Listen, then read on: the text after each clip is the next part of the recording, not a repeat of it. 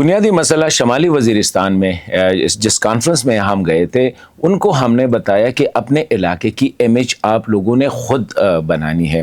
ज़्यादातर कवरेज जो होती है वो दहशत गर्दों की होती है, दहशत गर्दी रिलेटेड जो डेवलपमेंट्स है उनकी होती है, ऑपरेशंस की होती है, ब्लास्ट की होती है, सुसाइड बॉम्बर्स की होती है।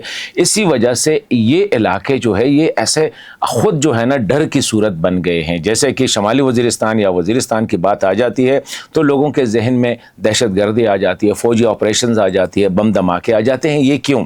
इसमें बुनियादी वजह जो है हमारी मीडिया का भी है, हम सब का है, क्योंकि हम वहाँ से सिर्फ वो रिपोर्टिंग करते हैं जो नेगेटिव हो। वहाँ पे डॉक्टर्स हॉस्पिटल्स में जाते हैं, दुकानदार मार्केट्स में जाते हैं, सारे का कारोबारी ज़िंदगी चल रही होती है, उसको कोई फोकस नहीं करता है।